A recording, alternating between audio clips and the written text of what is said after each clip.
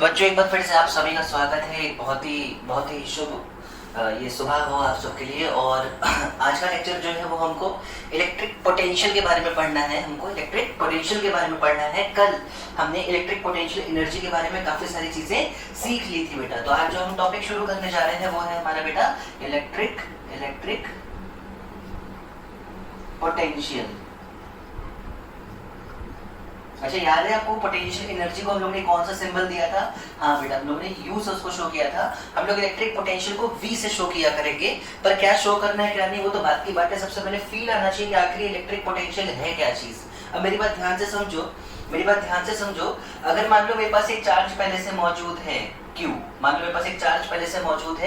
Q, इस Q charge के मतलब Q चार्ज अकेला है और अब मैं चाहता हूँ इसके साथ एक सिस्टम फॉर्म करने के लिए दूसरा चार्ज इन्फिनिटी से लेके आओ। बेटा याद रखना, ये मेरे पास एक और चार्ज है स्मॉल q, ये अभी कहाँ है बेटा? इन्फिनिटी से। अभी कहाँ पे है बेटा? ये इन्फिनिटी पे है। तो इन्फिनिटी से इसको बिल्कुल धीरे धीरे यहाँ ला के इस Q चार्ज से r दूरी पर अगर मुझे फिक्स करना है तो मुझे सिस्टम को मैं तीन बातें बोल रहा हूं, ध्यान से सुनो। तो मैं एज अ एक्सटर्नल एजेंट जो वर्क करूंगा वो कितना आएगा? k q not by r के बराबर। इलेक्ट्रिक फील्ड ने जो वर्क किया होगा वो आएगा minus of k q not by r के बराबर। या मैं ऐसे लिखूं, इसका जो पोटेंशियल एनर्जी में चेंज आया, change in potential energy of this particular system, उस पोटेंशियल एनर्जी का चेंज भी कितना आया है? k capital Q small q not by r के बराबर। अब मेरी बात ध्यान से समझो, ये पोटेंशियल एनर्जी का चेंज या मैं ऐसे बोलूं एक्सटर्नल एजेंट का जो वर्क डन है एक चार्ज को इन्फिनिटी से यहां तक लाने में वो है इतना। अगर इस चार्ज का मैग्नीट्यूड 1 कूलम हो जाए, कितना हो जाए बेटा? 1 कूलम हो जाए। देखो मान लो ये चार्ज 2 कूलम का होता है, मान लो ये 2 कूलम का है, तो यहां लाने के लिए फॉर्मूला लगता है KQ 2/r। मान लो ये 10 कूलम का है तो KQ 10/r। मतलब क्या KQ/r तो सब में कॉमन है ना बेटा? KQ/r तो बेटा ये टर्म सब में कॉमन है। सिर्फ एक Q नॉट है जो बार बार बदल रहा है तो सिस्टम की एनर्जी बदल जा रही है, Q नॉट बदल रहा है तो वर्क डन बदल जा रहा है। तो Q नॉट को छोड़ के बाकी जो भी टर्म यहाँ पे तुम्हें नजर आ रहा है बेटा वो तो फिक्स है ना। वो क्या है बेटा? फिक्स है। वो एक्चुअली है क्या? तो इस पर्टिकुलर चार्ज की वजह से इससे r डिस्टेंस पर मौजूद किसी p पॉइंट का पोटेंशियल है वो चीज। तो पोटेंशियल को हम कैसे डिफाइन करेंगे बहुत ध्यान से समझो। It is defined as the amount of work done by external agent per unit charge. Amount of work done by external agent per unit charge in moving a charge q naught from infinity to a point at a distance of r from second charge q very slowly। बहुत धीरे से q naught को infinity से उठा के लाके r distance पर लगने वाले रखने के लिए और इस सिस्टम बनाने के लिए जो वर्क किया है एक्सटर्नल एजेंट में, यही वर्क पर यूनिट चार्ज मतलब अपॉन q नॉट ही क्या कहलाता है बेटा? इलेक्ट्रिक पोटेंशियल कहलाता है। मेरी बात ध्यान से सुनो। तो हम यहां से बोल सकते हैं therefore डेल्टा V यानी चेंज इन पोटेंशियल कितना होने वाला है बेटा? Work by external upon Q not के बराबर। और work by external upon Q naught बेटा आप करोगे तो ये निकल के कितना आएगा? ध्यान से देखो, K capital Q by R के equal, K capital Q by R के इक्वल। मेरी बात ध्यान से सुनो, इसको मैं बहुत ढंग से समझता हूँ, तो इसको लिख सकता हूँ potential at distance R minus potential at infinity. बेटा डेल्टा V का मतलब यही हुआ ना, potential at distance R minus potential at infinity is equal to KQ by R minus 0। KQ by R minus 0। तो अगर मुझे सिर्फ उस R डिस्टेंस का पोटेंशियल पता करना हो और मैं यहाँ से कंपैरिजन सही से कर पा रहा हूँ तो potential at distance R V eight distance R निकल के आया है KQ by R के बराबर, KQ by R के बराबर। तो बिल्कुल ध्यान से पहले इसकी डेफिनेशन को हम लोग समझते हैं, फिर हम लोग बाकी बात करते हैं फिर से। तो व्हाट इज इलेक्ट्रिक पोटेंशियल? या फिर what is electric potential difference. मेरी बात ध्यान से सुनो, इलेक्ट्रिक पोटेंशियल कैसे डिफाइन किया गया है, तो जब मैं पोटेंशियल की डेफिनेशन देता हूं तो एक प्रेफरेंस लूंगा इंफिनिटी का, और जब मैं पोटेंशियल डिफरेंस की बात करूंगा तो दोनों पॉइंट्स मेरे नोन होते हैं। तो बिल्कुल ध्यान से समझो, electric potential is defined as amount of work done per unit charge by external agent in moving any second charge from infinity to a fixed distance r from first charge। कोई समस्या इसमें नहीं बढ़ेगी, तो बहुत ज्यादा आसान है सर। ये तो बिल्कुल पोटेंशियल एनर्जी के ही जैसा है ना बेटा, ये बिल्कुल पोटेंशियल एनर्जी के ही जैसा है। बस अंतर इतना है कि पोटेंशियल एनर्जी में दो चार्ज का पेयर लेते थे हम लोग, यहाँ पे सिंगल चार्ज का होता है। मतलब और फील करना है तो और ध्यान से देखो, कुछ छोटे छोटे एग्जाम्पल से दिखा देता हूँ बेटा तुमको बहुत आसान से। मान लो मैं कहता हूँ मेरे पास एक चार्ज है +2 कूलम का, मेरे यहाँ से 4 मीटर पे है, यहाँ से 4 मीटर पे एक पॉइंट है P। इस P पॉइंट पे इस 2 कूलम चार्ज की वजह से जो पोटेंशियल होगा पॉइंट P का, वो आ जाएगा K2/4 के बराबर। बहुत ही आसान। यूनिट क्या आएगी सर, पोटेंशियल एनर्जी जूल हुआ करती थी, हो जाएगा जूल पर कूलम, भी हो जाएगा जूल पर कूलम। और जूल पर कूलम को हम लोग एक सिंपल वर्ड्स में और क्या बोलेंगे बेटा, वोल्ट्स। और क्या बोला करेंगे बेटा, वोल्ट्स बोला करेंगे। चलो एक और एग्जांपल देखो बेटा ध्यान से। मान लो मेरे पास एक चार्ज है मान लो -4 कूलम का, मुझे इससे 2 मीटर पे पोटेंशियल निकालना है। तो देखो बेटा जो पोटेंशियल निकल के आएगा किसी पॉइंट P पे, वो निकल के आएगा K। याद रखना, देखो ध्यान से बेटा, मैंने -4 रखा है अपॉन 2 के बराबर, यूनिट वोल्ट। यूनिट क्या आएगी बेटा इसकी, वोल्ट आएगी इसकी यूनिट। तो देखो बहुत ही आसान सा कॉन्सेप्ट था इलेक्ट्रिक पोटेंशियल के बारे में। हमने जो सीखा कि electric potential is amount of work done पर यूनिट चार्ज, तो इन चीजों को बेटा ध्यान से अच्छे से अपनी कॉपी में नोट करो। मैं कुछ और इंपॉर्टेंट पॉइंट्स आपको लिखाना चाहता हूं, देखो ध्यान से, बिल्कुल ध्यान से देखना बेटा।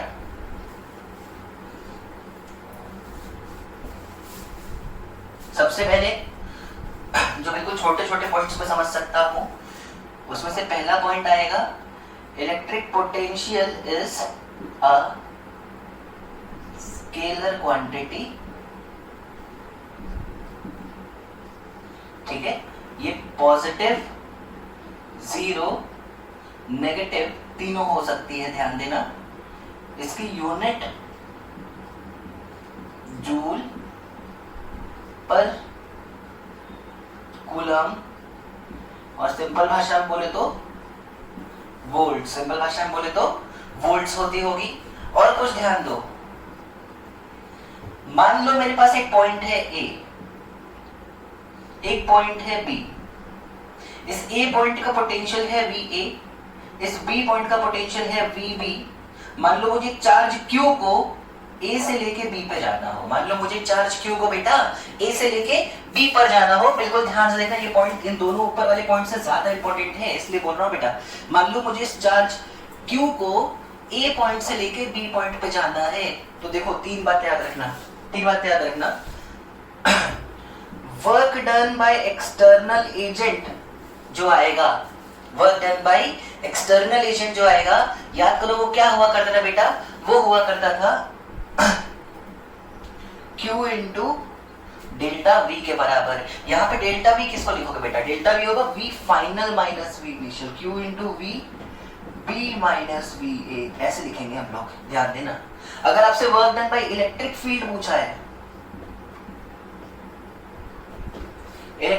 पूछा है, तो उसका आंसर आएगा Q into VA minus VB। बहुत इंपॉर्टेंट है, ध्यान देना, गलती नहीं करना। और अगर आपसे सिर्फ चेंज इन पोटेंशियल एनर्जी पूछा है, तो वो आ जाएगा Q into VB minus VA।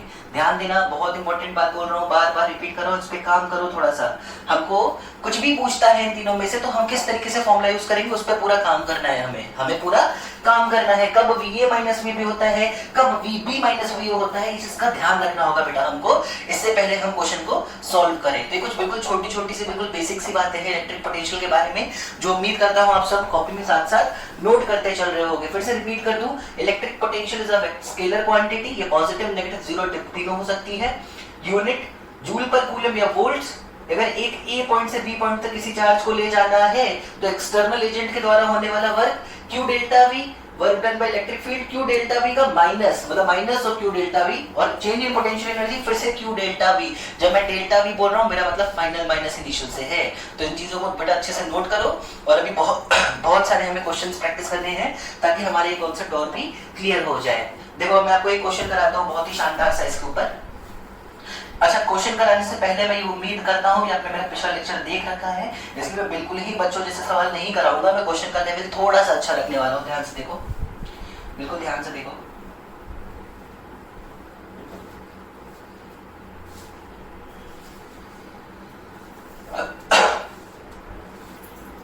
चलो देखो,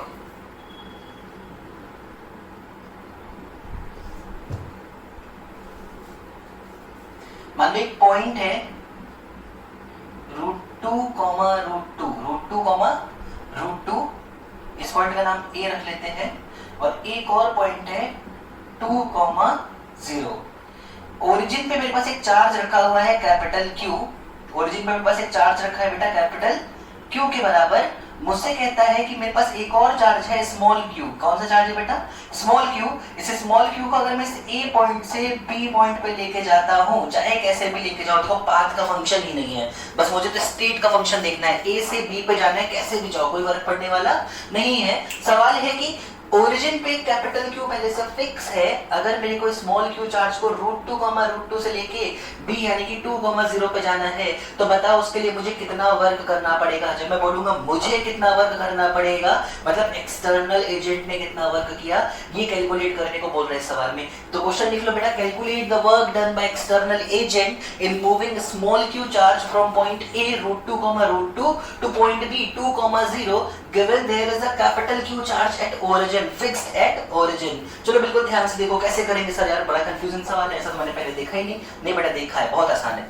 क्या तुम ए पॉइंट का और बी पॉइंट का पोटेंशियल पहले से निकाल सकते हो? क्या तुम ए पॉइंट का और बी पॉइंट का पोटेंशियल पहले से निकाल सकते हो? हाँ सर निकाल तो सकते हैं, पर उसके लिए मुझे ओरिजिन से ए पॉइंट की दूरी पता होनी चाहिए। अरे तो कौन सी बड़ी बात है। मान लो ओरिजिन से ए पॉइंट की दूरी r1 के बराबर है। कितनी है बेटा? r1 के बराबर है। तो क्या r1 is x2 minus x1 का whole square plus y2 minus y1 का होल स्क्वायर, इन सब पे अंडर रूट। हाँ सर बहुत आसान होता था निकालना, वेक्टर में हमने पढ़ा है। तो r1 क्या होगा? Under root of x2 minus x1, मतलब √2 minus 0 square plus y2 minus y1 square. कोई समस्या? क्या बेटा ये निकल के आने वाला है अंडर रूट ऑफ √2 का स्क्वायर यानी कि 2 + 2, क्या ये अंडर रूट ऑफ 4 निकल के आने वाला है। और बेटा हम तो डिस्टेंस की बात कर रहे हैं, तो कितना आएगा बेटा? ये 2 के बराबर आएगा। कितना आएगा बेटा? ये 2 मीटर्स के बराबर आ रहा होगा। इसी तरीके से बेटा r1 निकल गया ना, तो ए पॉइंट का पोटेंशियल निकालो जरा। ए पॉइंट का पोटेंशियल सर वो आ जाएगा k capital Q by 2 volts के बराबर। हाँ सर बिल्कुल सही कैलकुलेशन है, कुछ भी गलती नहीं है। जरा बताओ बी पॉइंट की ओरिजिन से दूरी कितनी है? सर ये तो 2 दिख रही है साफ साफ। तो अगर मुझे potential of point B calculate करना हो, वो आ जाएगा k कैपिटल Q बाई 2 के बराबर। और यूनिट क्या होगी बेटा? वोल्ट्स। यूनिट क्या होगी बेटा? वोल्ट्स। तो बिल्कुल ध्यान से समझो, क्या work done by external agent का फॉर्मूला सर आपने अभी भी लिखवाया था। W external is actually small q into delta v, मतलब small q into k capital Q by 2, ये है VB, minus k capital Q by 2, ये है VA। पर क्या दोनों सेम है? तो वर्क कितना निकल के आएगा बच्चों? 0। वर्क कितना निकल के आएगा बेटा? 0 निकल के आएगा वर्क। इस बार 0 निकल के आएगा वर्क। बहुत ही आसान सा, बहुत ही सिंपल सा सवाल था। उम्मीद है आप सबको समझ में आया होगा। तो एक दो सवाल और करते हैं बेटा, ताकि हमारा कॉन्फिडेंस बढ़े इलेक्ट्रिक पोटेंशियल को लेके। बिल्कुल ध्यान से देखो। मान लो मैं कहता हूं कि मेरे पास एक सॉलिड रिंग है, मान लेते हैं, चलो रिंग ही चलेगा। रिंग के बिल्कुल सेंटर पे एक चार्ज है कैपिटल Q जो कि फिक्स है। इस रिंग के एक पॉइंट A से, रिंग पे एक पॉइंट है A से एक पॉइंट जो एग्जैक्टली 90 डिग्री इधर आके मिलने वाला है।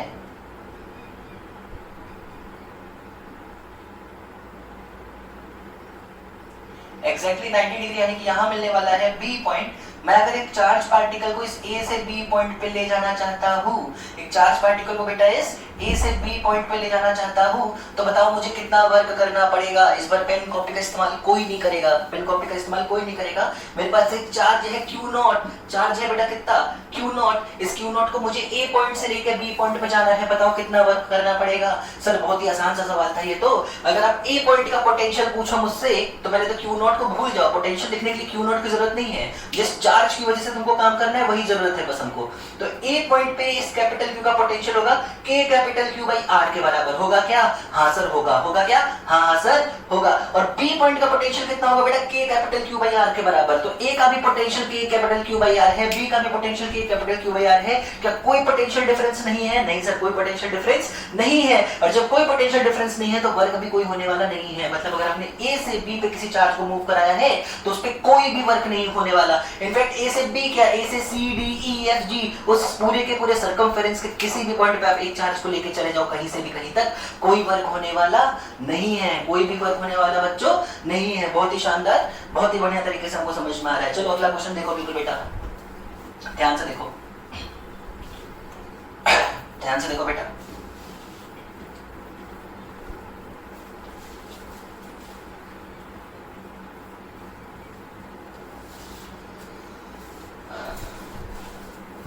मान लो मैं कहता हूं मेरे पास 4 चार्ज पार्टिकल्स हैं,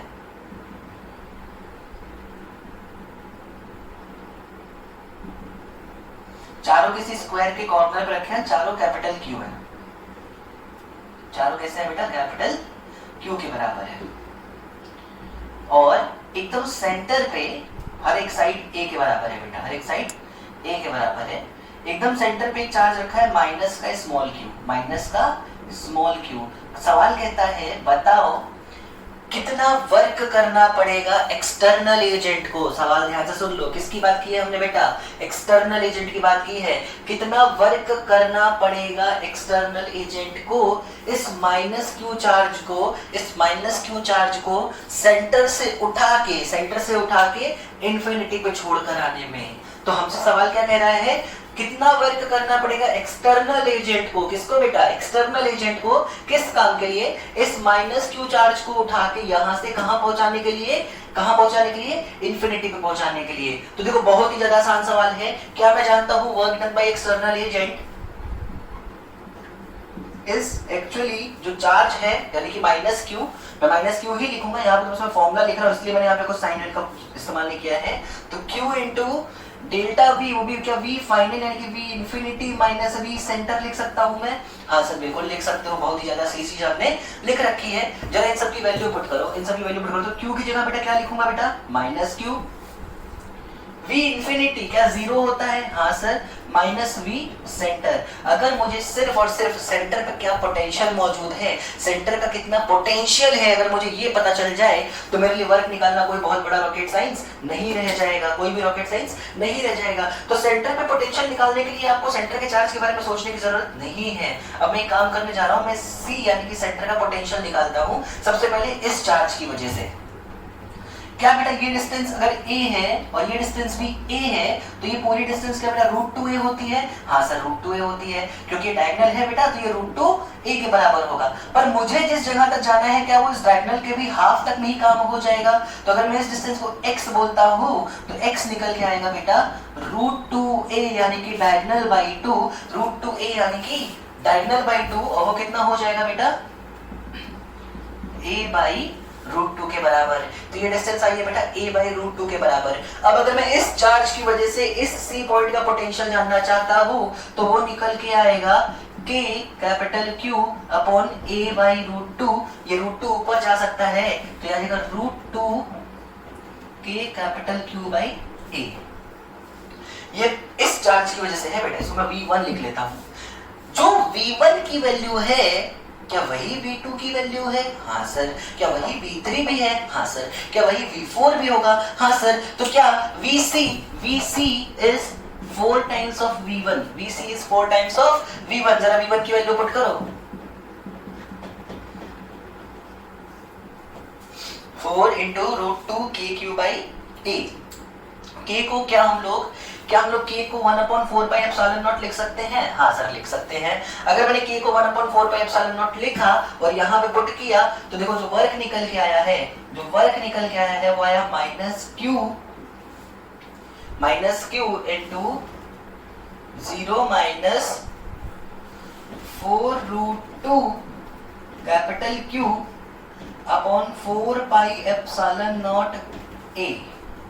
क्या 4 से 4 कैंसिल होगा, क्या माइनस माइनस प्लस हो जाएगा, तो जो फाइनली वर्क निकल के आया है वो आया है √2 capital Q small q upon πε0 a के बराबर। ये वो वर्क है जो एक्सटर्नल एजेंट को करना पड़ा होगा किसी चार्ज को सेंटर से उठा के इनफाइनाइट तक पहुंचाने के लिए। तो देखो जो काम हम पहले पोटेंशियल एनर्जी से किया करते थे वो काम हम लोग अब पोटेंशियल डिफरेंस से भी कर सकते हैं बहुत आराम से। पोटेंशियल डिफरेंस और पोटेंशियल एनर्जी दो अलग अलग कॉन्सेप्ट है बेटा, हमें बहुत इजीली समझ में आ रहा होगा कि पोटेंशियल एनर्जी से किस तरीके से अलग है। हालांकि अभी हमें और बहुत सारे क्वेश्चंस आज के लेक्चर में शायद हम कुछ ज्यादा ही क्वेश्चंस प्रैक्टिस करेंगे ताकि हमको बहुत क्लियरिटी मिले इस पोटेंशियल रिलेटेड टॉपिक से, है ना।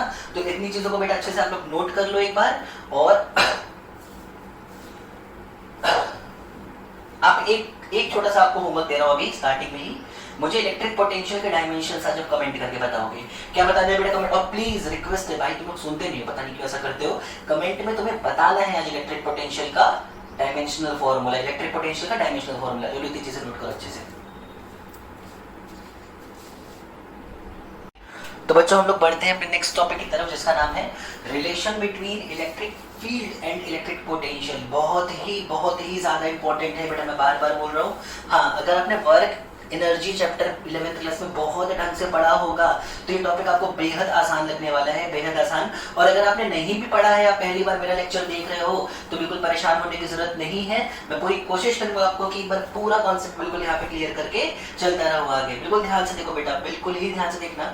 क्या मैं ऐसे लिख सकता हूं कि डेल्टा V यानी कि चेंज इन पोटेंशियल या फिर potential difference is actually delta U यानी कि change in potential energy upon Q या फिर Q नॉट। हाँ सर लिख सकते हो, कोई बड़ी बात नहीं है। Delta V is actually delta U by Q not. अच्छा मैं बहुत छोटे डिफरेंस की बात करूं तो क्या मैं इसको dV लिख सकता हूं? तो dV is actually du by Q naught. dV is actually du by Q not. जरा यहाँ से du की वैल्यू बताओ बेटा, du की वैल्यू बताओ। du is actually Q naught into dV.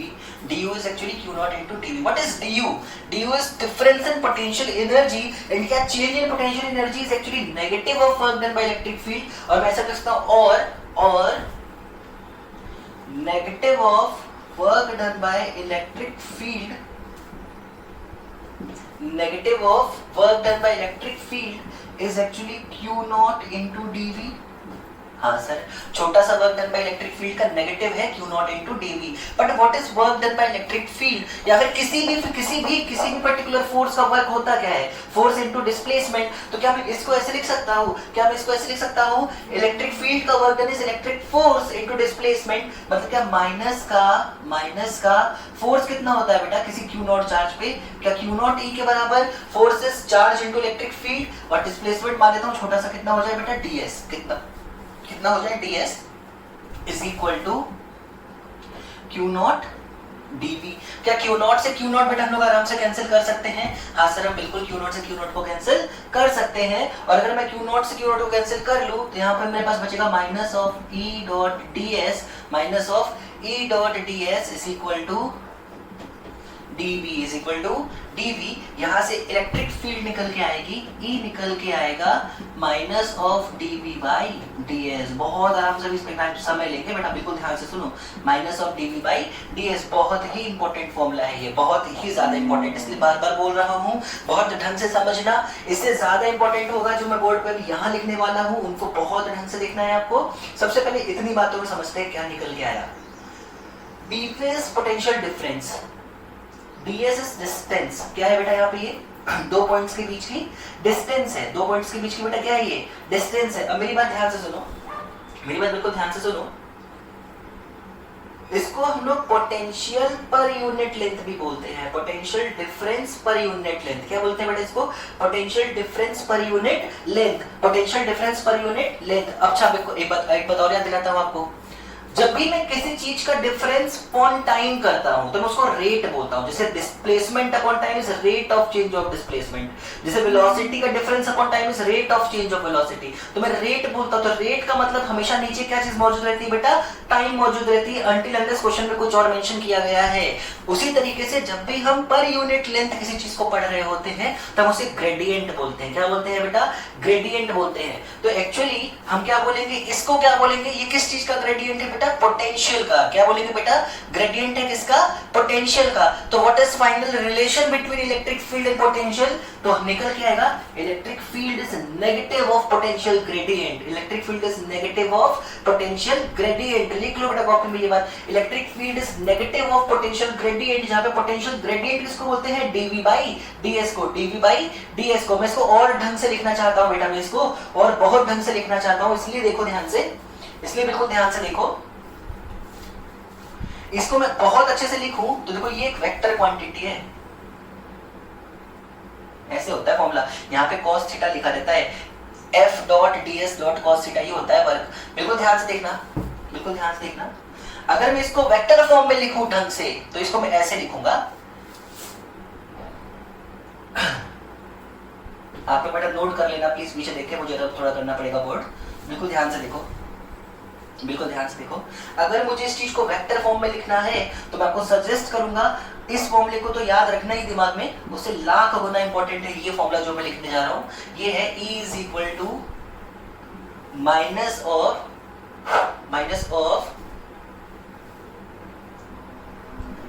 Del V by del x i cap minus of del V by del y j cap minus of del V by del Z के cap. ऐसे लिखूंगा मैं electric field vector को। Sir ये क्या हो गया, ये क्या कर दिया आपने? देखो कुछ नहीं किया खास, कुछ भी खास नहीं किया है। देखो मैंने एक वेक्टर माना है क्या, मैंने एक वेक्टर माना है क्या? बिल्कुल ध्यान से देखो, dv vector, sorry dv is not a vector, तो dv को मैं और कैसे लिख सकता हूं बेटा? dv को मैं लिख सकता हूं डेल v मतलब उसकी कंपोनेंट्स में उसको del V x plus del V y plus del V z ऐसे लिख सकता हूं। इसको क्या del V x plus del V y plus del V z, और ds वेक्टर को del x i plus del y j plus del z के। मैंने बस इनका डिफरेंशिएशन करके यहाँ से रिलेशन निकाला होगा। तो ये रिलेशन आपके लिए बहुत ज्यादा इंपॉर्टेंट होने वाला है, क्योंकि यही आपको हेल्प करेगा आपको तमीज से इलेक्ट्रिक फील्ड निकलवाने में, तमीज से इलेक्ट्रिक फील्ड निकलवाने में। इलेक्ट्रिक पोटेंशियल सीधे हम लोग ऐड करते हैं, इसलिए del V x plus del V y plus del V z लिखा, मैंने वेक्टर वहां पे नहीं लगाया था। तो बिल्कुल ध्यान से समझो, ये तो है ही इंपॉर्टेंट, ये तो है ही इंपॉर्टेंट, पर इससे लाख गुना ज्यादा इंपॉर्टेंट है ये रिलेशन जो इलेक्ट्रिक फील्ड और पोटेंशियल के बीच में आने वाला है, ये रिलेशन जो इलेक्ट्रिक फील्ड और पोटेंशियल के बीच में आने वाला है। अच्छा एक और रिलेशन आप याद रखना, यहां से देखो, वो यहां से मैं लिख सकता हूं del V is equal to minus of integration E vector dot ds vector. ध्यान देना मैंने डॉट लगाया है बड़ा बड़ा साफ साफ, वो मल्टीप्लाई नहीं है, वो डॉट है, मतलब डॉट प्रोडक्ट है इन दोनों वेक्टर का। मतलब minus of integration of E ds cos theta, यहां से हम निकाल सकते हैं डेल्टा डेल v का इंटीग्रेशन क्या निकल के आएगा बेटा? Delta v, sorry delta v, मतलब पोटेंशियल डिफरेंस निकालने के लिए हम कभी कभी इन फॉर्मूलों का भी यूज किया करेंगे। तो ये दो फॉर्मूले बेटा, ये और एक ये जो फॉर्मूले हैं बेटा हद से ज्यादा इंपॉर्टेंट है, हद से ज्यादा इंपॉर्टेंट है, इसलिए इनको बहुत ही ढंग से आपको अपनी कॉपी में नोट करना होगा। तो पूरा चीज मैंने आपको अच्छे से दिखाया है कि कहां से मैं इस रिलेशन तक पहुंचता हूं, कहां से मैं ये प्रूव करता हूं कि electric field is negative of potential gradient. और फिर कैलकुलेशंस के लिए मुझे जो फॉर्मूला याद रखना है वो एक तो ये रखना है, ये फॉर्मूला तब यूज करूंगा जब पोटेंशियल दे रखा होगा, फील्ड पूछ रहा होगा, और अगर फील्ड दे रखा होगा, पोटेंशियल पूछ रहा होगा, तो इस फॉर्मूले का इस्तेमाल करना है। पोटेंशियल कभी नहीं पूछेगा बेटा आपसे, हमेशा पोटेंशियल डिफरेंस ही पूछेगा, हमेशा पोटेंशियल डिफरेंस ही पूछेगा। तो पोटेंशियल दे रखा होगा, फील्ड पूछ रहा होगा, तो ये फॉर्मूला, फील्ड दे रखा होगा, पोटेंशियल डिफरेंस पूछ रहा होगा, तो ये फॉर्मूला। और देखो मैं तुम्हें बता दूं, अभी क्या हुआ था, हम लोगों ने पहले एक पॉइंट चार्ज के लिए, फिर रिंग के लिए, फिर डिस्क के लिए, फिर अलग अलग तरीके के इनफाइनाइट रॉड के लिए, प्लेन शीट के लिए, सबके लिए इलेक्ट्रिक फील्ड का फॉर्मूले देखे थे।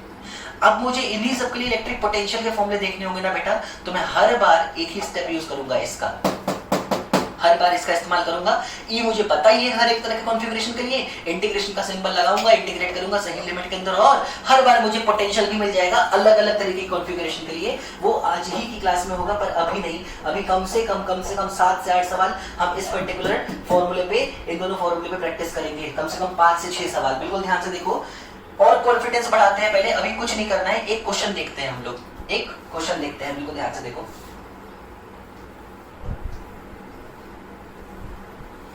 मान लो मुझसे क्वेश्चन कहता है, इसको मैं यूज करना सिखा रहा हूं इसलिए कर रहा हूं, बड़ा ध्यान से देखना, कि किसी रीजन में जो इलेक्ट्रिक पोटेंशियल है वो कुछ ऐसे फैला हुआ है, 2x²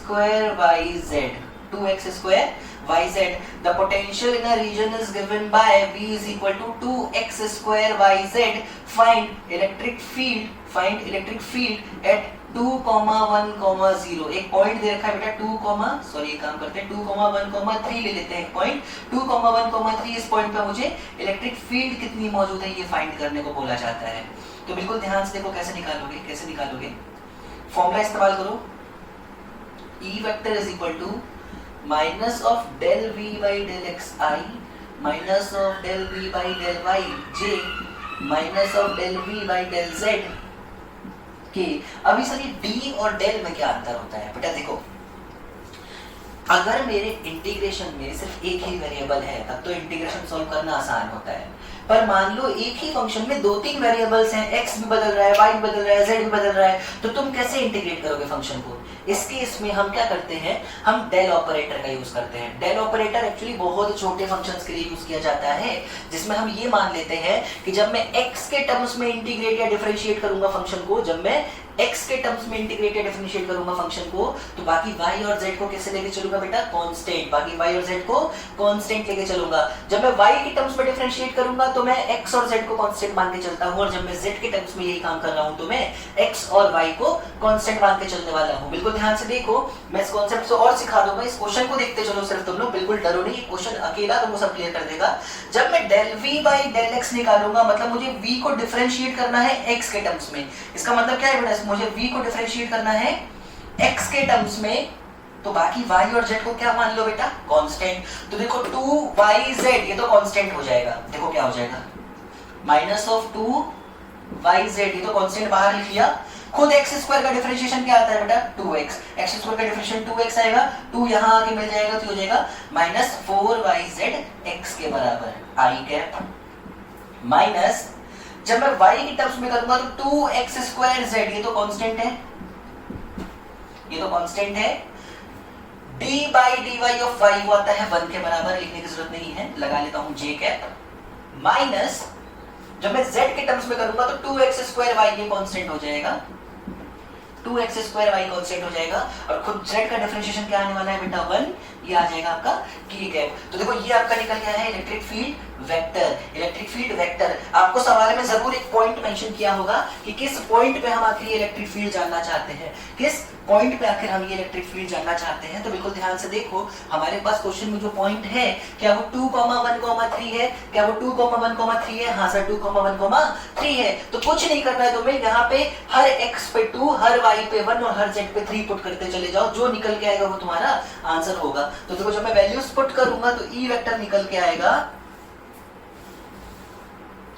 4 into 1 into 3 into 2, 4 into 1 4, 4 into 3 12, 12 into 2 24, तो माइनस 24 आई कैप, 2 into 4 into 3, तो 2 4 जा 8, 8 3 24, माइनस 24 जे कैप, और 2 into 4, 4 2 जा 8 into 1 8, माइनस 8 ठीक है। ये उस पॉइंट की इलेक्ट्रिक फील्ड हो गई। तो देखो अगर मेरे पास पोटेंशियल दे रखा है, क्या दे रखा है बेटा? पोटेंशियल दे रखा है, तो वहां से फील्ड निकालना बहुत ही ज्यादा आसान होने वाला है, वहां से फील्ड निकालना बहुत ही ज्यादा आसान होने वाला है। कोई बहुत बड़ा रॉकेट साइंस नहीं है, ऐसे कम से कम अभी आपको और बहुत सारे सवाल प्रैक्टिस कराता हूँ बेटा, बिल्कुल ध्यान से देखते चलो। उम्मीद है ये सवाल आपको समझ में आ गया होगा। तो देखो नेक्स्ट क्वेश्चन देखो बेटा, नेक्स्ट क्वेश्चन देखो, किसी रीजन में मान लो पोटेंशियल मुझे दे रखा है x square plus 4y plus 3z cube. एक काम करते हैं 2z क्यूब ले लेते हैं, ठीक है। 2z क्यूब मुझसे कहता है कि बताओ what is electric field at point 2, 1, 2, 1, 2 एक पॉइंट है, उस पे इलेक्ट्रिक फील्ड बतानी है। कुछ भी नहीं सर, बिल्कुल पिछले वाला सवाल जैसा सवाल दे दिया आपने, कुछ भी टफ नहीं किया है ऐसा, कुछ भी टफ नहीं किया है ऐसा। तो देखो पहले फॉर्मूला सही से लिखते हैं, E is minus of del y del x i cap minus of del V by del y j cap minus of del V by del z ठीक है।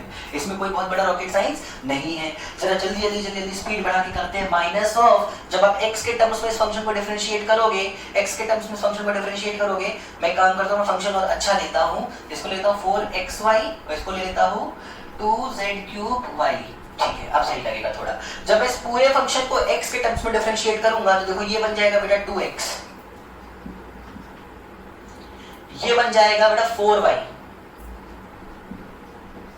अब क्योंकि यहाँ पे तो x का कोई टर्म ही नहीं है तो ये कांस्टेंट की तरह ट्रीट किया जाएगा, इसका डिफरेंशिएशन आएगा बेटा 0। तो प्लस 0 लिखने की जरूरत नहीं है, बस मैं यहाँ बंद करके आई कैप लगा देता हूँ माइनस। अब इस पूरे फंक्शन को जब मैं y के टर्म्स में डिफरेंशिएट करूंगा बेटा तो यहाँ पे तो y है ही नहीं, तो इसका डिफरेंशिएशन 0, इसका आएगा 4x और इसका आएगा y के टर्म्स में तो 2z³ जे कैप माइनस। अब इस पूरे फंक्शन को मैं z के टर्म्स में डिफरेंशिएट करूं तो देखो ना तो यहाँ z है ना तो यहाँ z है, तो ये दोनों ही 0 हो जाएंगे। z³ बन जाएगा 3z² और 2 पहले से है तो 3 2 जा हो जाएगा 6, तो ये निकल जाएगा 6z² y 6z² y। कौन से डायरेक्शन में बेटा k कैप, कौन से डायरेक्शन में बेटा k कैप। क्या आप इसके बाद हमको नेक्स्ट स्टेप पता है? हाँ सर पता है, x की जगह 2, y की जगह 1 और z की जगह 2 पुट करते जाओ सर, जो आंसर आना होगा अपने आप आएगा। जरा देखो क्या आएगा, माइनस का 2 × 2 4 प्लस 4 × 1 4 4 प्लस 8 तो minus of 8 I cap minus 4 2 जा 8 प्लस 2 का क्यूब होता है बेटा 8, 2 2 जा 4 2 जा 8 8 2 जा 16 16 प्लस 8 24 तो माइनस 24 ठीक है बेटा। अगर आपको लग रहा है मैं कैलकुलेशन बहुत तेज कर रहा हूं तो विश्वास करो मेरा मन करता है मैं इसके बाद सोल्व भी ना करूं, वो मैं आपके ऊपर छोड़ दूं। तो प्लीज खुद सोल्व करके देख लो। मैं बस यहाँ आंसर एक तरह से समझो कि सारा आंसर बता रहे हैं, मैच कराना है मुझे, मेरा आंसर मैच करता है कि नहीं। हालांकि ऐसा कोई बहुत बढ़िया बहुत टफ कैलकुलेशन भी मैं नहीं कर रहा हूँ। तो देखो 4 × 2 4 और फिर 2 का क्यूब 8 होता है, 8 2 जा 16 16 प्लस 8 24 जे कैप हो गया। यहाँ देखो ध्यान से 6 × z² मतलब 2² यानी कि 4, तो 4 से 24 × y यानी कि 1 24 × 1 24 तो minus 24 k cap minus 24 k cap. ये देखो निकल के आ गया आपका, ये देखो निकल के आ गया आपका बेटा इलेक्ट्रिक फील्ड 8.2, 1, 2। तो बहुत ही आसान से सवाल हम लोग करते चले जा रहे हैं बेटा। अगला क्वेश्चन देखते हैं बिल्कुल ध्यान से। अगला क्वेश्चन देखो बेटा,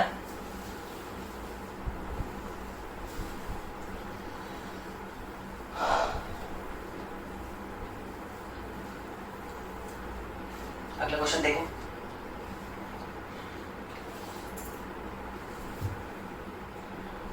Potential in the region is given by 2x² plus 4x plus 2 ठीक है।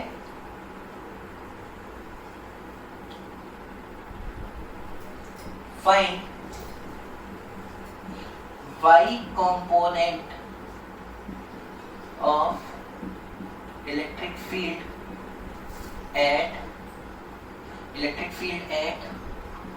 2, 1, 6 मान लो 2, 1, 6 एक पॉइंट है, उस पर इलेक्ट्रिक फील्ड का y कंपोनेंट कितना है मुझे ये फाइंड करना है। प्लीज पेन कॉपी का इस्तेमाल मत करो, सिंपल क्वेश्चन है ये, ऐसे देख के आंसर देने वाला सवाल है। हाँ सर ये तो देख के देने वाला सवाल है। क्या पूरे फंक्शन में y है ही नहीं? पूरे फंक्शन में y है ही नहीं। जब पूरे फंक्शन में y ही नहीं है तो del v by del y क्या आएगा बच्चों? 0। Sir del v by del y is actually component of electric field along j cap यानी कि अलोंग y एक्सिस। तो del v by del y ही जब 0 है बेटा तो किसी ई इलेक्ट्रिक फील्ड का कंपोनेंट वाई डायरेक्शन में आने वाला है ही नहीं। आंसर होगा जीरो। आंसर क्या होगा बच्चों? जीरो। इसका आंसर होगा जीरो। तो बेहद आसान आसान से सवाल हम लोग करते जा रहे हैं। मैंने 3-4 क्वेश्चन आपको कराए हैं, अभी और भी क्वेश्चन कराना है। उससे पहले आप ये सारी चीजें अच्छे से नोट कर लो बेटा एक बार। तो देखो बेटा ये नेक्स्ट क्वेश्चन देखो बच्चों। अब क्वेश्चन मैंने हल्का सा चेंज किया है। अभी तक मुझे पोटेंशियल की इक्वेशन पता रहती थी और मुझको इलेक्ट्रिक फील्ड निकालना होता था किसी पॉइंट पे। इस बार क्वेश्चन में मुझे इलेक्ट्रिक फील्ड दे रखा है पहले से, E vector is 2i + 3j + 4k। बहुत ही सिंपल फॉर्म में दिया है मैंने इलेक्ट्रिक फील्ड आपको। और A पॉइंट और B पॉइंट के कोऑर्डिनेट्स मुझे क्वेश्चन में दे रखे हैं। मुझसे VB - VA यानी कि potential difference between point A and B, VB - VA, इसको VAB भी लिखते हैं बेटा। VAB is actually VB - VA। तो VB - VA मुझे फाइंड करना है। बहुत ध्यान से देखो, बहुत ही ध्यान से, पहले इसको अच्छे से समझते हैं। क्या मैंने आपसे कहा था, अगर कभी आपसे इलेक्ट्रिक फील्ड के बारे में बात करेगा, किसके बारे में, सॉरी इलेक्ट्रिक पोटेंशियल के बारे में बात करेगा, तो डेल्टा V निकालने का आसान तरीका क्या होता है? देखो ध्यान से, minus of integration of E dot ds, है ना, E डॉट ds। देखो मैंने डॉट लगाया इसलिए वेक्टर वेक्टर लगा रखा है ऊपर। मैं इसको बहुत तमीज से लिखूंगा, बिल्कुल ध्यान से देखो। इसको मैं लिख सकता हूँ delta V is equal to minus of integration of limit limit. अभी बेटा सब सिखा दूंगा, तो मैं एक फॉर्मूला दिखाना चाहता हूँ बस आपको। E वेक्टर जो भी होता है उसके कंपोनेंट तो होंगे ना कुछ, ऐसे लिख सकता हूँ ना, EXi cap plus EYj cap plus EZ k cap, कुछ ऐसे लिख सकता हूँ इसको। हाँ सर बिल्कुल लिख सकते हो, आपकी मर्जी, कौन मना कर सकता है आपको। और देखो ध्यान से, क्या मैं ds वेक्टर को ये लिख सकता हूँ, dxi cap plus dyj cap plus dz k cap, क्या मैं ऐसे लिख सकता हूँ? हाँ सर बिल्कुल आप लिख सकते हो, इसमें कोई परेशानी की बात नहीं है, इसमें कोई परेशानी की बात नहीं है। जरा इसको मैं और अच्छे से लिखना चाहूँ तो क्या मैं इसको लिख सकता हूँ, इंटीग्रेशन ऑफ माइनस ऑफ, देखो i सिर्फ i से मल्टीप्लाई होता है, बाकी से नहीं होता। i का सिर्फ i से प्रोडक्ट होगा डॉट में, बाकियों से नहीं होगा। ये मत पूछ लेना बच्चों ऐसा क्यों होता है, भाई आत्मा निकल जाएगी मेरी बाहर, नाच के घुस जाएगी अंदर। इसलिए अच्छा है बेटा, ये तुम्हें पहले से पता होनी चाहिए, i का डॉट सिर्फ i के साथ ही हो सकता है। तो देखो मैं इसको ऐसे लिख सकता हूँ, minus of ex dx minus of ey dy minus of ez dz, limit x1 से x2 तक, y1 से y2 तक, z1 से z2 तक। ये जो मैंने फॉर्मूला कन्वर्ट किया ना बेटा, इस फॉर्मूले को इस फॉर्म में जो कन्वर्ट किया है, यहाँ से मेरी कैलकुलेशंस बहुत ज़्यादा आसान हो जाती हैं। तो ये फॉर्मूला भले ही हमें याद रखना है, पर यूज़ करते समय हम इन वाले फॉर्मूले का इस्तेमाल करेंगे। और ये कुछ नया नहीं है, ये उसी को हमने सिंप्लीफाई किया है, इससे चीज़ें बहुत आसान हो जाती है। देखो इसको मैं और तमीज़ से लिखूँ तो देखो ये कुछ और नहीं लिखा हुआ है, ये लिखा है delta V is equal to negative of, sorry negative नहीं, ये पूरा का पूरा टर्म ही एक्चुअली में क्या है, डेल्टा Vx। ये क्या है, डेल्टा Vx प्लस ये पूरा का पूरा टर्म नेगेटिव साइन के साथ क्या है, डेल्टा Vy प्लस ये वाला पूरा टर्म नेगेटिव साइन के साथ क्या है बेटा, डेल्टा Vz। तो क्या मैं डेल्टा V को delta Vx plus delta Vy plus delta Vz भी लिख सकता हूँ। अब क्या आपको समझ में आ रहा है बेटा, जो मैंने कुछ देर पहले वहाँ पे dVx plus dVy plus dVz लिखा था, आपके मन में एक सवाल होगा सर ये कैसे लिख रहे हो। लो ये चीज मैंने आपको दिखा दी कि मैं कैसे लिख रहा हूँ, बिल्कुल ध्यान से समझो, बिल्कुल ध्यान से समझो। अब इस पर्टिकुलर फॉर्मूले पे चल के, यानी ये वाला जो फॉर्मूला है ये वाला, मैं इससे इस क्वेश्चन को सॉल्व करता हूँ। मैं कैसे करता हूँ, मैं अपना तरीका बता रहा हूँ, आप अपना तरीका अपने अकॉर्डिंग देख सकते हो, कोई बड़ी बात नहीं है। मैं सबसे पहले सिर्फ डेल्टा Vx निकालता हूँ। मैं क्या निकालता हूँ सिर्फ बेटा, डेल्टा Vx, डेल्टा Vx। जब मैं डेल्टा Vx निकालूंगा तो मैं फॉर्मूला यूज करूंगा minus of integration Ex dx, limit VB minus VA है ना, तो लोअर लिमिट A पॉइंट बनेगा। A में x की वैल्यू कितनी है 2 और B में कितनी, सॉरी 1 और B में कितनी है बेटा 2, तो लिमिट आएगा 1 से लेके 2 तक, 1 से लेके 2 तक। देखो ये कितना आएगा, इंटीग्रेशन Ex कितना है 2, तो 2 dx लिमिट 1 से लेके 2 माइनस साइन के साथ ये आ जाएगा माइनस का 2x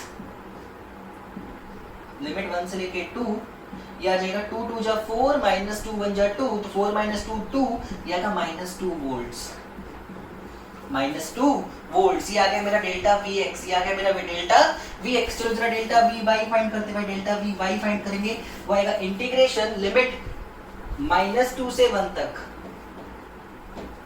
ई y d y, E y d y. ये देखो कितना निकल के आएगा बेटा, इसको एक काम करता हूँ, थोड़ा पास लिखो ताकि डेल्टा वी जेड पे निकाल पाए। ये आया delta V Y is equal to integration A का मतलब -2 से b यानी कि 1 तक क्या 3 dy जी, 3 dy।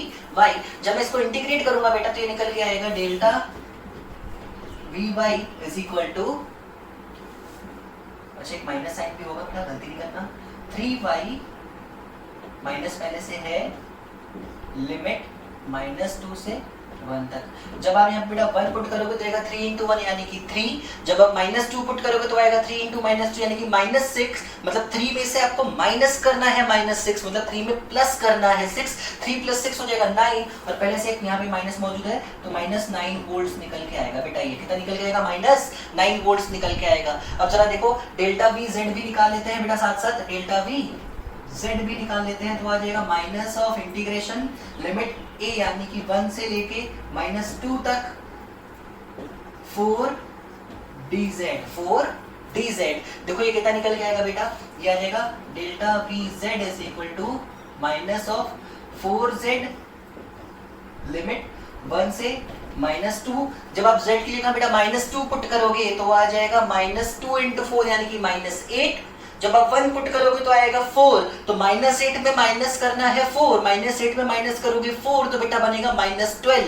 -8 -4 -12, और पहले से एक माइनस बाहर मौजूद है तो डेल्टा वी जेड निकल के आया है +12 वोल्ट्स, +12 वोल्ट्स। मुझको क्या फाइंड करना था, पूरा डेल्टा वी फाइंड करना था। तो पूरा डेल्टा वी क्या होता है, डेल्टा वी एक्स यानी कि -2 प्लस डेल्टा वी वाई यानी कि -9 प्लस डेल्टा वी जेड यानी कि +12। ये आ जाएगा बेटा -11 + 12 यानी कि 1 वोल्ट्स आपका आंसर होगा। 1 वोल्ट्स आपका क्या होगा बेटा, आंसर हो जाएगा इस क्वेश्चन का। तो ध्यान से देखो, अगर आपको कुछ गलत लग रहा है तो बताओ इसमें कैलकुलेशन में, अदरवाइज क्वेश्चन में हम लोग आगे प्रोसीड करते हैं। बिल्कुल ध्यान से बेटा इस क्वेश्चन को नोट कर लो एक बार।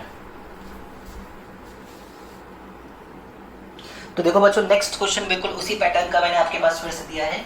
ये क्वेश्चन बेटा मैं आपको बस हिंट देने जा रहा हूँ, मैं आपको इसको क्वेश्चन को पूरा सॉल्व करके नहीं बताऊंगा, लेकिन रिक्वेस्ट है बच्चों, में भी जस्ट एक ही सवाल हमने इस तरीके का किया है, तो अभी इस क्वेश्चन के साथ साथ आप इसका सॉल्यूशन भी निकाल लो, और प्लीज कमेंट में अभी ही इस पे मेंशन कर दो कि क्या आंसर आ रहा है, उसके बाद अपने लेक्चर को कंटिन्यू करो आगे। बिल्कुल ध्यान से समझो। इस बार तुमको क्वेश्चन मैंने लैंग्वेज थोड़ी सी चेंज की है। पहली बात तो इलेक्ट्रिक फील्ड के बारे में बात करें तो दे रखा है x² i + 2yj + 3k। पिछली बार तुमको कोऑर्डिनेट्स दिए थे ए और बी पॉइंट के, इस बार उनका पोजीशन वेक्टर दे रखा है। तो RA vector is 2i + j - k and RB vector is 3i + 2j + k। आपसे VB - VA पूछ रहा है। देखो पहले बात तो परेशान नहीं हो, RA वेक्टर RB वेक्टर कुछ नहीं है। इसका कहने का मतलब ये है कि जो A पॉइंट है उसका कोऑर्डिनेट है 2, 1, -1। देखो 2, +1, -1, और इसे B पॉइंट के कोऑर्डिनेट्स मिल जाएंगे आपको 3, 2, 1, 3, 2, 1। देखो बन गया ना पिछले सवाल जैसा, बिल्कुल आसान सा। हाँ सर बन गया, बहुत ही आसान सा सवाल बन गया। तो बस देखो, तुमको वेक्टर फॉर्म में दे रखा हो पोजीशंस या फिर सीधे कोऑर्डिनेट देते हैं, हमको बहुत ज्यादा डरने की जरूरत नहीं है। मैं आपको हिंट दे देता हूँ आपको क्वेश्चन कैसे करना है। बिल्कुल ध्यान से देखो, अगर आपसे VB - VA पूछ रहा है तो आप इसका डायरेक्ट फॉर्मूला यूज कर सकते हो। VB - VA निकल के आएगा माइनस ऑफ इंटीग्रेशन EX कितना है बेटा, x² dx minus of integration EY dy minus of integration of EZ dz। Limit जब आप EX की बात करोगे तो x में b से मतलब 3 माइनस, अपर लिमिट आएगी 3 और लोअर लिमिट होगी 2। जब आप y में जाओगे तो अपर लिमिट होगी 2, लोअर लिमिट होगी 1। जब आप z में जाओगे तो अपर लिमिट होगी 1, अपर लिमिट होगी 1, लोअर लिमिट होगी -1। बस इतना करके बेटा मैं छोड़ रहा हूँ, बहुत टफ, इसमें कुछ इंटीग्रेशन नहीं है। एक्स स्क्वायर का एक्स क्यूब बाई 3 होता है, वाई का वाई स्क्वायर बाई 2 होता है। प्लीज इसको खुद से सॉल्व करो और जो भी आंसर निकल के आता है पोटेंशियल डिफरेंस का वो मुझे कमेंट सेक्शन में बताओ, इसको अच्छे से सॉल्व करो। तो मैं टॉपिक में आगे बढ़ूंगा बेटा, मैं तुमको अलग अलग तरीके के चार्ज कॉन्फ़िगरेशन के लिए इलेक्ट्रिक पोटेंशियल कितना होता है ये लिखना सिखाने वाला हूँ। इसलिए इससे पहले इस क्वेश्चन को आप अच्छे से कंप्लीट कर ले। कंप्लीट करने के साथ साथ कुछ और पॉइंट्स भी अभी मैं धीरे धीरे आपको बताता चलूंगा। फिलहाल नेक्स्ट टॉपिक पे मैं अपने आ रहा हूँ, electric potential due to various charge configurations. Electric potential due to various charge configuration. तो देखो ध्यान से, देखो ध्यान से,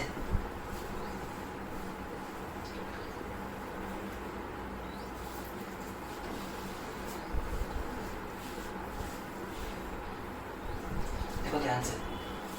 सबसे पहले बात करता हूँ इलेक्ट्रिक पोटेंशियल ड्यू टू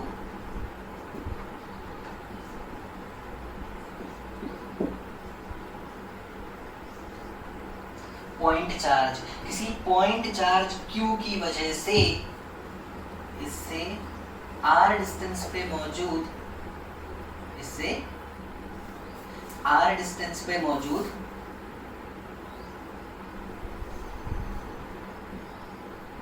एक पॉइंट P का आखिर इलेक्ट्रिक पोटेंशियल कितना होता होगा, मुझे ये कैलकुलेट करना है। मुझे P पॉइंट का कितना इलेक्ट्रिक पोटेंशियल होता है बेटा ये कैलकुलेट करना है। बिल्कुल ध्यान से समझो। क्या तुम मुझे ये बता सकते हो? देखो तुमको पता है, तुमको भी पता है, मुझको भी पता है, डायरेक्ट फॉर्मूला KQ/R आएगा, कोई बहुत बड़ी रॉकेट साइंस नहीं है, पर हम फील्ड के साथ करते हैं। क्या तुम P पॉइंट पे इलेक्ट्रिक फील्ड का फॉर्मूला मुझे बता सकते हो? बिल्कुल बता सकते हैं सर, कोई बहुत बड़ा रॉकेट साइंस नहीं है। तो क्या E is actually KQ/R square. देखो अच्छी बात ये है कि हमारी इलेक्ट्रिक फील्ड के फॉर्मूले भी हमको रिवाइज होते चले जाएंगे। तो क्या E is actually KQ/R square? हाँ sir, E is actually KQ/R square. क्या V is actually, delta V is actually integration of E dot dr, integration of E vector dot dr। हाँ सर बिल्कुल सही बात है, delta V is actually E dot dr। तो देखो मैं कैसे निकालता हूँ, मैं निकाल चुका हूँ Vp minus V infinity is equal to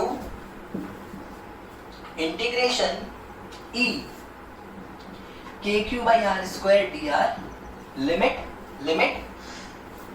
lower limit में आएगा R की वैल्यू इंफिनिटी, अपर लिमिट में P पॉइंट यानी कि R। P पॉइंट कितनी दूर है बेटा? देखो पहला जो लोअर लिमिट है वो है इंफिनिटी और अपर पॉइंट कितना बेटा? R। इसमें कोई समस्या? बढ़िया। क्या हम जानते हैं पोटेंशियल एनर्जी इंफिनिटी पे कितनी होती है बेटा? 0 होती है सर, आपको पता है 0 होती है। तो पोटेंशियल भी इंफिनिटी का क्या होगा बेटा?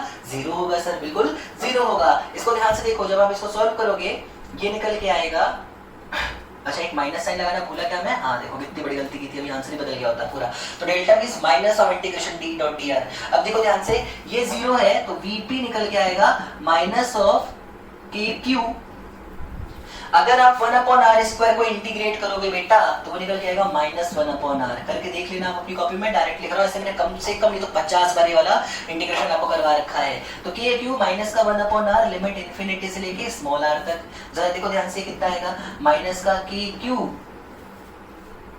माइनस 1/r माइनस 1 मतलब प्लस 1 इंफिनिटी। 1 इंफिनिटी क्या होती है बेटा? 0 होती है। 1 इंफिनिटी 0 होती है, माइनस माइनस प्लस होता है, तो पोटेंशियल ऑफ पॉइंट P निकल गया है प्लस का KQ/R के बराबर। कितना है बेटा? प्लस KQ/R के बराबर। ये वही फॉर्मूला है जो हम डायरेक्ट भी लिख सकते थे, पर अगर मुझे इलेक्ट्रिक फील्ड और इलेक्ट्रिक पोटेंशियल में रिलेशन पता हो, मैं बस एक्चुअली मेरा मकसद इतना सा था कि मैं फील कराना चाहता था बेटा कि अगर आपको फील्ड के फॉर्मूले सारे याद हैं और पोटेंशियल के फॉर्मूले नहीं भी याद हैं, मान लो एग्जाम देते समय आपको नहीं भी याद आते हैं, तो कोई बहुत बड़ी रॉकेट साइंस, कोई बहुत बड़े डरने का बात नहीं है। आप बस अपने आप पे भरोसा करो, पोटेंशियल ग्रेडियंट वाले फॉर्मूले को सही से यूज करना सीखो। 1 मिनट के अंदर आप तुरंत वहां पे फॉर्मूला डिराइव कर सकते हो, तुरंत वहां पे फॉर्मूला डिराइव कर सकते हो। तो बहुत बड़ी चीज नहीं है, ध्यान से देखो। पोटेंशियल एट पॉइंट P निकल के आया है, पोटेंशियल एट पॉइंट P निकल के आया है। किसी पॉइंट चार्ज की वजह से P पॉइंट पे पोटेंशियल का फॉर्मूला होता है P is equal to KQ/R के बराबर। याद रखना, अगर चार्ज पॉजिटिव है तो Q पॉजिटिव पुट करोगे, चार्ज नेगेटिव है तो Q को नेगेटिव पुट करोगे, क्योंकि तुम स्केलर क्वांटिटी की बात कर रहे हो, तुम स्केलर क्वांटिटी की बात कर रहे हो। तो electric potential due to a point charge हमने लिखना सीख लिया। नेक्स्ट है हमारे लिए due to system of point charges, due to system of point charges. चलो ध्यान से देखो, बिल्कुल ध्यान से देखो बेटा।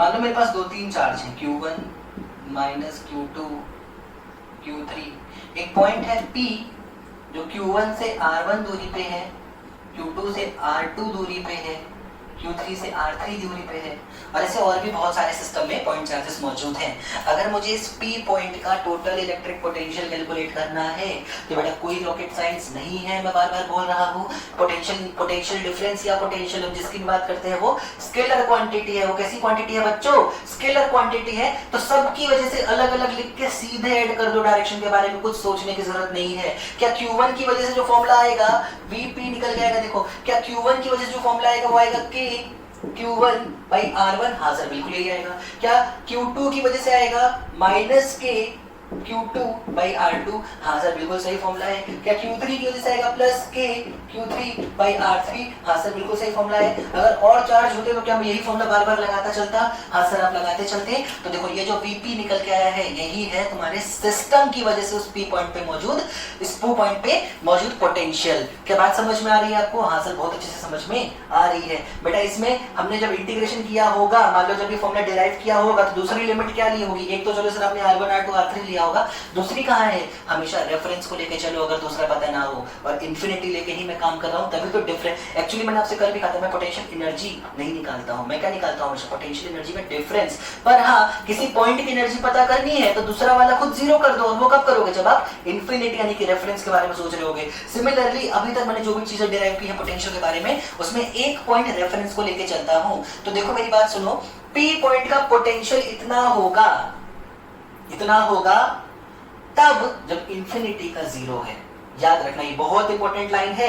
अगर आप जेई एस्पिरेंट हो तो शायद आपके लिए बहुत ही इंपॉर्टेंट लाइन है, क्योंकि एक बार इस चैप्टर से तो नहीं लेकिन मैं बता रहा हूं आपको, एटम्स चैप्टर एक आपके पास आएगा 12th में, एटम्स एंड न्यूक्लियर। उसमें एटॉमिक स्ट्रक्चर में अलग अलग ऑर्बिट्स, केमिस्ट्री में भी आप लोग ये चीज पढ़ते हो, अलग अलग ऑर्बिट की पोटेंशियल एनर्जी जो होती है वो डिफाइंड होती है। एक बार आईआईटी ने सवाल ही चेंज कर दिया था, उसने अपने अकॉर्डिंग एक पर्टिकुलर लेवल की एनर्जी फिक्स कर दी, अब बाकी सबकी पूछ रखी थी। तो याद रखना उस क्वेश्चन को सॉल्व करने के लिए बहुत इंपॉर्टेंट हिंट थी, मैं आपको याद दिला देता हूं। पोटेंशियल एनर्जी डिपेंड करता होगा रेफरेंस पॉइंट पे। कौन डिपेंड करता है रेफरेंस पॉइंट पे? बेटा पोटेंशियल एनर्जी। पर difference in potential energy reference पे डिपेंड नहीं करता है।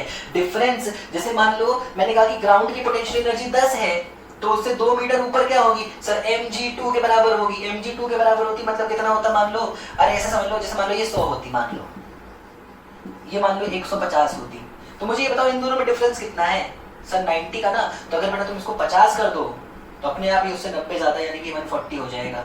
अपने आप ही उससे 50 ज्यादा यानी कि 190 हो जाएगा। तो देखो अगर तुमने रेफरेंस की वैल्यू चेंज कर दी तो अलग अलग जगह का पोटेंशियल एनर्जी या पोटेंशियल चेंज होगा, पर डिफरेंस में कोई फर्क पड़ने वाला नहीं होगा। इन चीजों का इस्तेमाल करके कई बार अच्छे अच्छे सवाल बनाए गए हैं, इसलिए याद रखना बेटा पोटेंशियल एनर्जी रेफरेंस पे डिपेंड करती है, पोटेंशियल एनर्जी का डिफरेंस या पोटेंशियल का डिफरेंस किसी भी रेफरेंस पे डिपेंड नहीं कर रहा होता है। फिलहाल पता नहीं टॉपिक मैं कहां से वहां पे पहुंच गया, इंपॉर्टेंट क्वेश्चन था इसलिए मैंने बता दिया। अभी मैं अपने वापस टॉपिक पे लौट के आता हूं।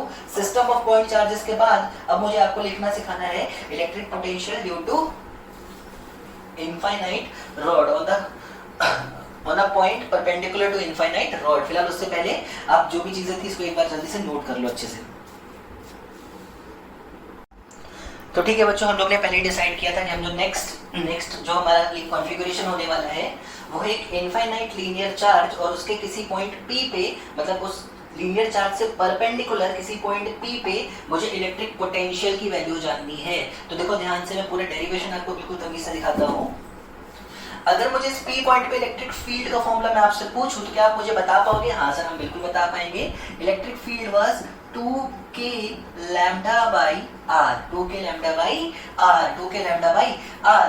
तो क्या हमारा जो पोटेंशियल का फॉर्मूला होता है V यानी कि डेल्टा V यानी कि change in potential, that is minus of integration of E dot dr। हाँ सर बिल्कुल, minus of integration of E dot dr। तो डेल्टा V में मैं काम करना चाहता हूँ Vp minus V infinity calculate करता हूँ। मैं एक दूसरे पॉइंट को इंफिनिटी पे लेके चलता हूँ तो वो निकल के आएगा minus of integration of r tends to infinity से r इक्वल टू r तक E यानी कि 2k lambda by r dr।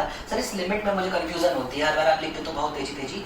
बेटा देखो जो फाइनल पॉइंट है हमें कहां से किसका मैं निकालना चाहता हूं, देखो मेरे अकॉर्डिंग P में से इंफिनिटी में निकाल रहा हूं, मतलब इस पॉइंट से उस पॉइंट का डिफरेंस निकाल रहा हूँ, मतलब p माइनस इन्फिनिटी करना चाहता हूँ। तो अपर लिमिट p बनेगी मेरे लिए, लोअर लिमिट बनेगा इन्फिनिटी, वही लिखा हुआ है देखो ध्यान से। तो देखो इसको मैं कैसे सोल्व करूंगा, ये निकल के आएगा vp, अच्छा v इन्फिनिटी 0 होता है हम जानते हैं, तो vp निकल के आएगा, vp निकल के आएगा minus of 2k lambda, minus of 2k lambda integration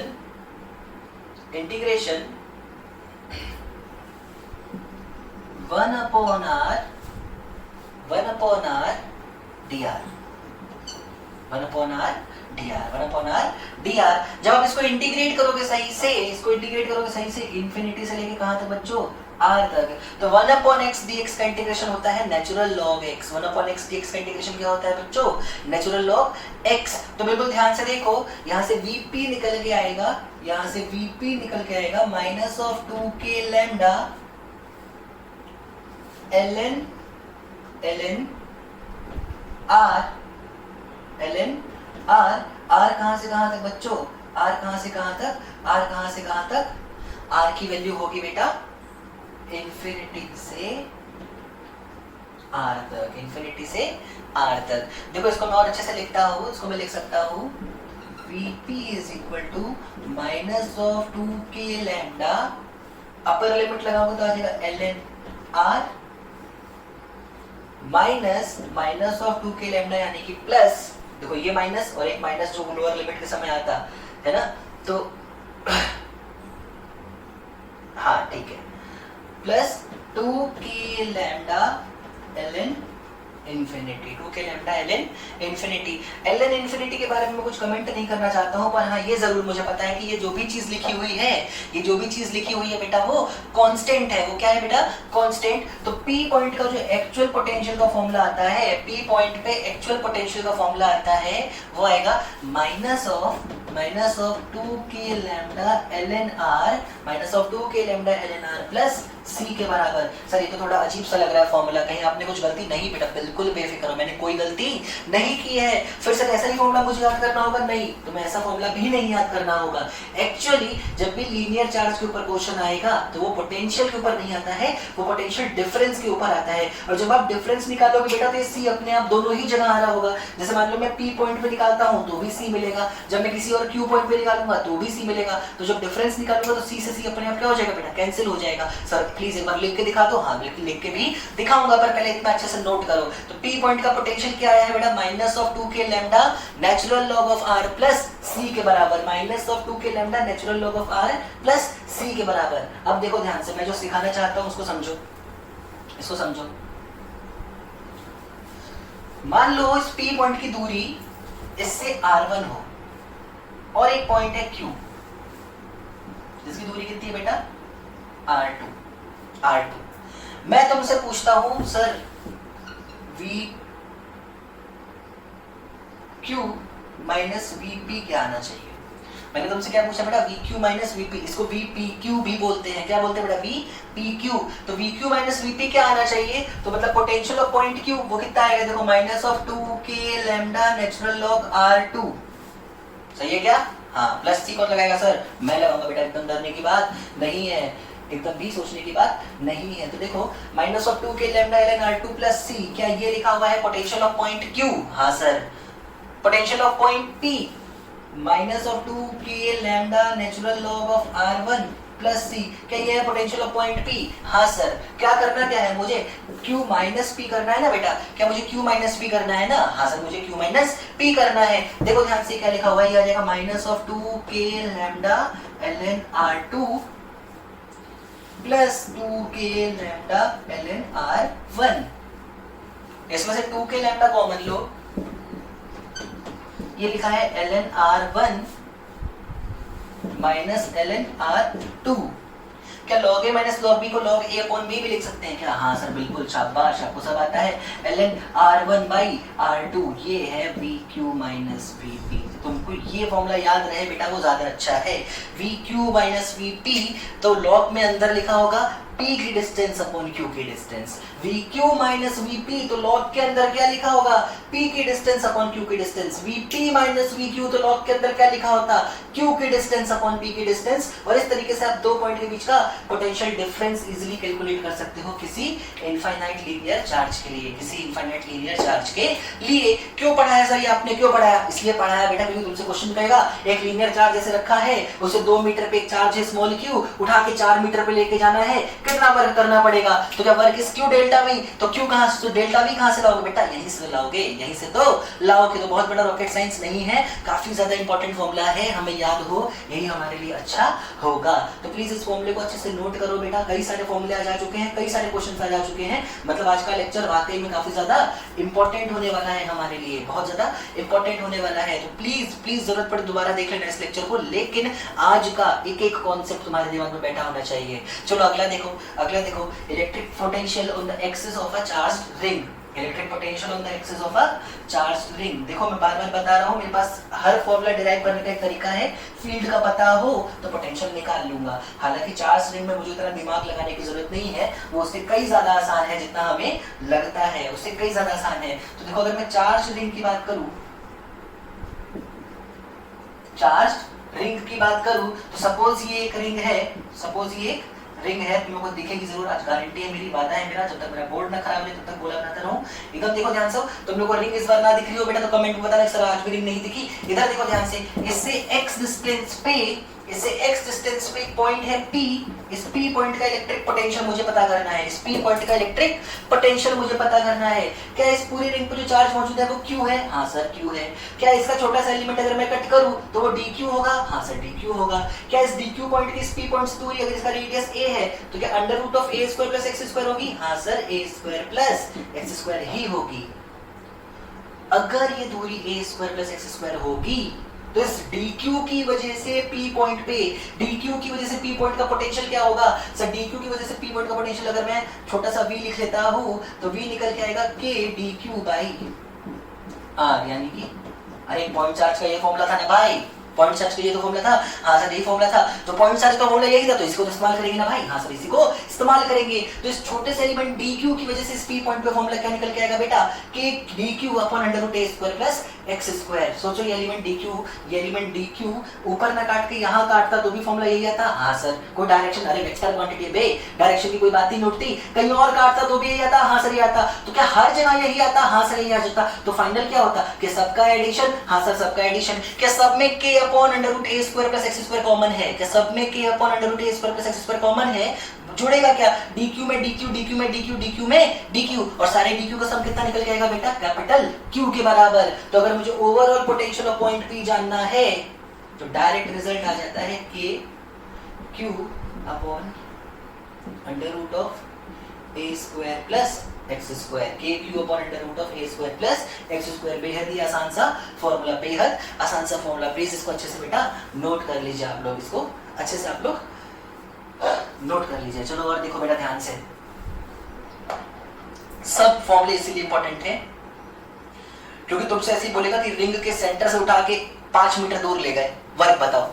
चलो पहले सेंटर बता दो पोटेंशियल, क्या x की value 0, k q by a आ जाएगा आंसर। देखो ध्यान से, electric field at the centre of a ring 0 होती है, electric potential centre of the ring पे 0 नहीं होता। अब ये लाइन बेटा अपने दिमाग में बसा लो, बसा लो। क्यों? क्योंकि आपके अकॉर्डिंग मेरी बात ध्यान से समझो, एक स्टेटमेंट आता है कि अगर फील्ड नहीं है तो पोटेंशियल भी नहीं होगा, और एक स्टेटमेंट आता है कि पोटेंशियल नहीं है तो फील्ड भी नहीं होगा। दोनों बातें गलत प्रूफ करूंगा। आप देखो ध्यान से, आज मैंने क्या प्रूफ किया है? फील्ड नहीं है सेंटर ऑफ रिंग पे, पर फिर भी पोटेंशियल मौजूद है। फील्ड नहीं है फिर भी पोटेंशियल मौजूद है। ये पॉइंट अपने दिमाग में रख लेना, मैं तुम्हें दिखाऊंगा तुम्हारे कहां पूछा गया है ये सवाल। सवाल यही होता है कि बताओ, मतलब स्टेटमेंट बन रहता है कि फील्ड नहीं है तो पोटेंशियल भी नहीं होगा, ऐसा बिल्कुल भी जरूरी नहीं है। देखो फील्ड नहीं है सेंटर पे पर पोटेंशियल है। अगली बार एक सवाल आएगा पोटेंशियल नहीं है तो फील्ड भी नहीं होगा, वहां भी प्रूव कर देंगे कि पोटेंशियल हो ना हो फील्ड हो सकती है। चलो फिलहाल आगे बढ़ते हैं, ध्यान से देखो। चार्ज रिंग के किसी एक्सेस पे P पॉइंट पे इलेक्ट्रिक पोटेंशियल का फॉर्मूला आता है k q upon under root of k q upon under root of a square plus x square. अब देखो ध्यान से, अब हमको करना है किसके लिए बेटा? चार्ज डिस्क के लिए। डिस्क के लिए मैंने पहले कहा था डेरिवेशन बिल्कुल भी इंपॉर्टेंट नहीं होता है, आप बस रिजल्ट भी याद रखोगे तो काफी अच्छा है। पी पॉइंट पे इस डिस्क की वजह से इलेक्ट्रिक पोटेंशियल का फॉर्मूला, पी पॉइंट पर डिस्क की वजह से इलेक्ट्रिक पोटेंशियल का जो फॉर्मूला होता है बेटा वो होता है Vp is equal to sigma upon 2 epsilon naught under root of a square plus x square minus x, under root of a square plus x square minus x, under root of a square plus x square minus x। बहुत ही आसान सा formula होता है electric potential का किसी disc की access पे। तो प्लीज इस फॉर्मूले को अच्छे से आप अपनी कॉपी में नोट कर लो। कहाँ से आया होगा सर ये फॉर्मूला? बेटा बिल्कुल डरो नहीं, फील्ड का फॉर्मूला तो याद था ना, फील्ड का फॉर्मूला याद है ना, डिफरेंशिएट का सॉरी इंटीग्रेट कर लो उसको, देखो ये रिजल्ट निकल के आ जाएगा, इंटीग्रेट करके देख लो रिजल्ट यही निकल के आ जाता होगा। तो फिलहाल डिस्क के लिए भी पोटेंशियल का फॉर्मूला हमारे पास अब आ चुका है और आज की क्लास को मैं बस एंड करने जा रहा हूँ एक और फॉर्मूला बता के आपको, क्योंकि बहुत लंबी हो चुकी है आज की क्लास वैसे ही और बहुत ज्यादा कंटेंट हो गया है आज के लिए आपके पास। तो बिल्कुल ध्यान से देखो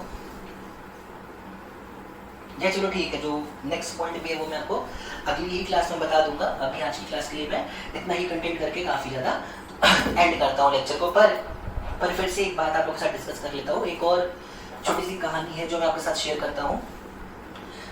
ये कहानी है बेटा दो लोगों की मतलब एक फादर है और एक सन है, मतलब पिताजी और उसके बेटे की कहानी है। बहुत ही अच्छी सी कहानी, ध्यान से सुनना।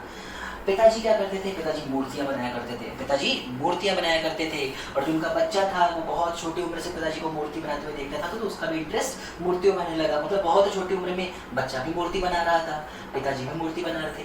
बच्चा जब भी मूर्ति बनाता था तो उसकी मूर्ति में पिताजी कोई छोटी सी कमी निकालते थे, हालांकि अंदर बहुत खुश होते थे क्योंकि बच्चे की मूर्ति की जो कला थी हद से ज्यादा प्यारी थी, बहुत ही प्यारी प्यारी मूर्तियां बनाया करता था वो। तो मूर्ति को पिताजी देखते थे, मूर्ति को देख के खुश होते थे पर दिखाते नहीं थे कि वो खुश है, वो उसमें कुछ छोटी सी कमी बताते थे। बच्चा उस कमी को एक्सेप्ट करता था और फिर और अच्छी मूर्ति बनाए, फिर पिताजी तारीफ करे, फिर उसमें कमी निकाले, फिर और तारीफ हो, फिर कमी निकले, फिर तारीफ, मतलब हर बार बच्चा चाहे जितनी भी अच्छी मूर्ति बना ले, पिताजी का एक काम था, एक कमी निकालते थे। क्या करते थे बच्चों?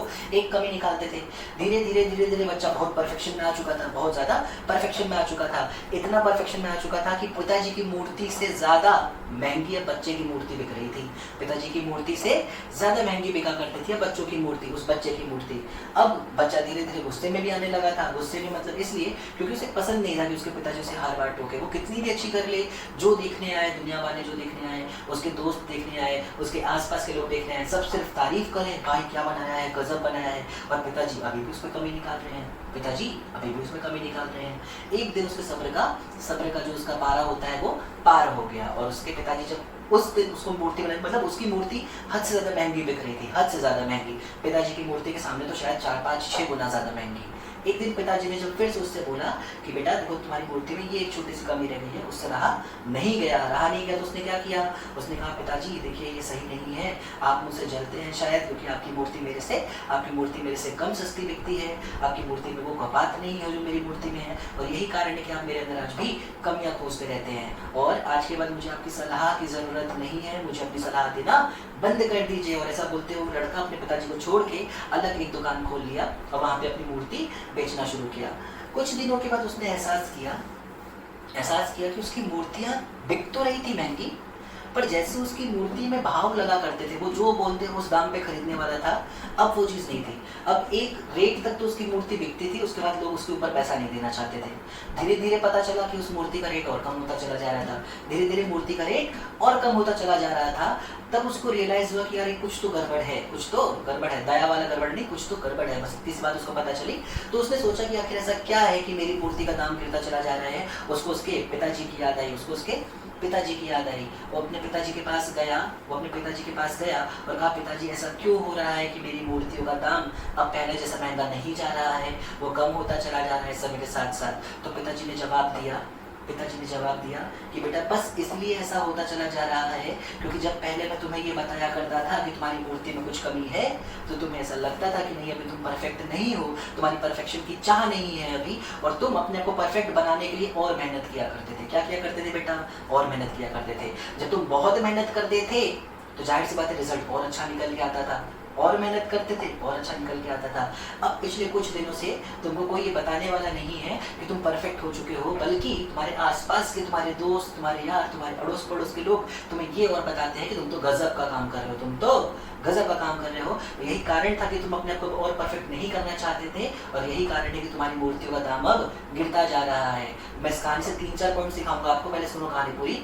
उस लड़के ने पिताजी से कहा, क्या पिताजी आपको पता था कि ऐसा होगा एक दिन, कि मैं आपके पास लौट के आऊंगा? पिताजी ने कहा, हाँ बेटा मुझे पता था बिल्कुल अच्छे से कि तुम लौट के आओगे। तो कहा कि सर, तो उसने कहा कि पिताजी फिर आपने मुझे खुद क्यों नहीं रोक लिया, आपने मुझे उस दिन ये सारी बातें क्यों नहीं बताई, उस दिन आपने क्यों नहीं बताई?